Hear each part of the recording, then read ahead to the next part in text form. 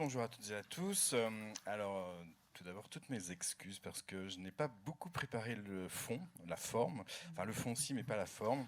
Contrairement aux autres, Contrairement aux qui ont autres, fait comme vous l'aurez l'inverse. compris, qui ont vraiment travaillé la Non, forme et pas le fond. ce que je voulais vous dire, monsieur Marie-Louis, c'est que on avait reçu les données hier soir tardivement et on souhaitait vraiment vous présenter les données les plus fraîches possibles. Donc c'est pour ça que c'est pas très joli, mais les données sont à peu près justes. Les données justement dans ce complete model, ça a été un vrai sujet pour nous les données. Parce que contrairement à Decathlon, contrairement à Julie, on n'avait pas eu la possibilité de faire d'enquêtes spécifiques et donc de tourner un certain nombre de nos questions autour justement du complete model tel qu'il avait été imaginé, tel qu'on vous l'a présenté depuis ce matin. Donc on s'est dit peut-être que c'est pas si grave que ça, et peut-être que dans nos nombreuses bases de données, finalement, on a déjà des éléments qu'on pourrait récupérer et recycler. Moi, je prône souvent pour une approche écologique et responsable des enquêtes, quelles qu'elles soient. Et finalement, on peut peut-être recycler les données, on peut peut-être utiliser les données qu'on a déjà à notre disposition.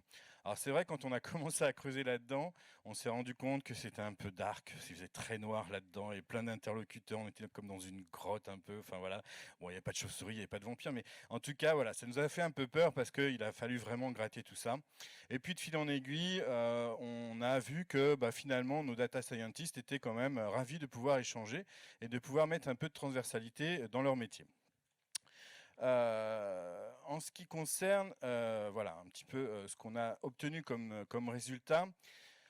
Donc, comme je vous le disais, on n'a pas fait d'enquête spécifique, donc on est parti de ce qu'on avait. On est parti de données sur une période qui allait du 1er juillet au 31 octobre de 2021. Et on est parti sur un sujet un peu particulier chez nous, en tout cas dans l'assurance, vous avez la vente et la prévente. La vente, voilà, on vend un contrat, etc. La prévente, c'est la gestion de sinistres.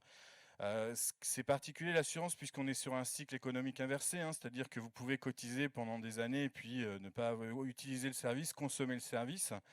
Donc voilà, la tablette de chocolat, vous l'avez pas en sortant du magasin, vous pouvez pas la consommer tout de suite.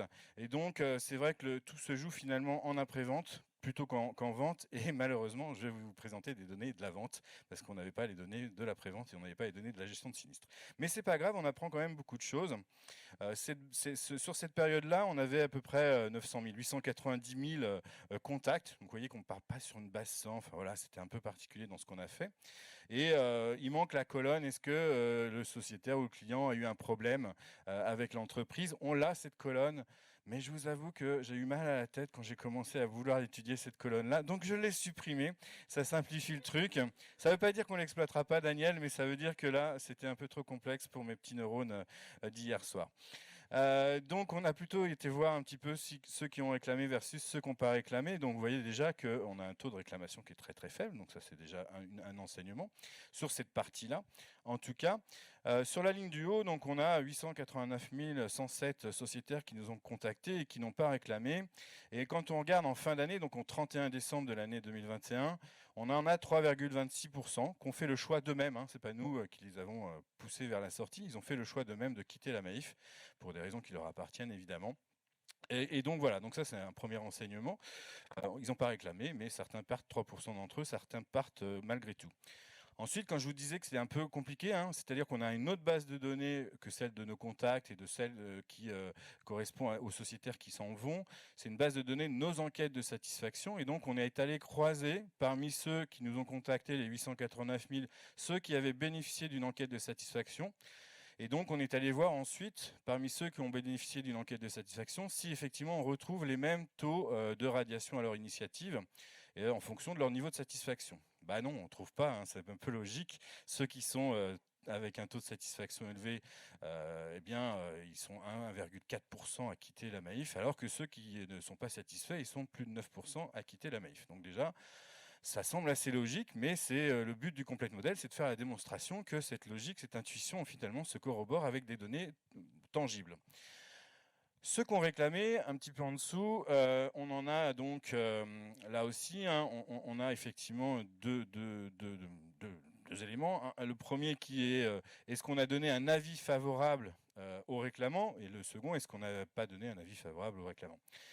Donc à ceux à qui on a donné un avis favorable, ils ne sont plus que 1,46% à quitter la Maïf toujours au 31 décembre de l'année suivante, enfin de l'année 2021. Donc vous voyez que c'est déjà moins que ceux qui finalement ne se seraient pas exprimés, en tout cas ceux qu'on n'aurait pas topé comme étant réclamants. Alors que ceux à qui on n'a pas donné un avis favorable, ils ne sont pas si nombreux à partir puisqu'ils ne sont que 4%. Donc on voit bien quand même qu'il y a une certaine forme d'efficacité sur le dispositif de traitement de la réclamation. Même exercice que précédemment. Vous voyez que finalement, après, les chiffres ils se réduisent, donc il va falloir attendre pour accumuler d'autres données, etc. Donc on a des enquêtes de satisfaction post-réclamation. On aime bien un petit peu triturer, se faire mal et voir. Est-ce que vous avez été vraiment pas content finalement de qu'on vous dise non et qu'on vous redise non? Donc voilà, on leur redemande ça. On aime bien ça. Ceux à qui on a donné un avis favorable, 70% d'entre eux sont contents de cet avis favorable et du traitement global de la réclamation. Et eux, ils ne partent plus du tout. Alors vous allez me dire, c'est que 95 réponses, c'est vrai, mais quand même, il y a une tendance. C'est peut-être pas la vérité au travers de ce chiffre-là, c'est peut-être pas le chiffre qu'il faut retenir, le 0%, mais de façon tendancielle, et on suivra ça dans les années qui suivent. Eh bien parce que vous savez, c'est compliqué de quitter son assureur, donc ça veut dire que c'est peut-être pas au 31 décembre 2021 qu'ils vont partir, mais c'est peut-être l'année d'après. Donc on va regarder ça sur 2 ans au moins. En tout cas, là, sur cette année-là, ils ne sont pas partis. Et ceux qui, malgré le fait qu'on leur donne un avis favorable, mais qui ne sont pas contents de cet avis ou la gestion de leur réclamation, là, on retrouve un chiffre de l'ordre de 4,7% de sociétaires qui, finalement, mettent fin à leur contrat en fin d'année. Ligne du bas, donc vous savez, c'est ceux qui réclament, à qui on dit non, vous n'avez pas raison de réclamer, donc on maintient notre décision. Là, on a des faibles volumes. Donc ceux-là, ils sont 4% à quitter la Maïf à l'issue de l'année. Ceux qui malgré tout réclament, à qui on dit non, il y en a quand même 16% qui sont contents. Bon, c'est quelques personnes. Et ceux-là non plus s'en vont pas. Alors 12 personnes, c'est vrai que voilà, il faut vraiment observer sur des chiffres plus importants.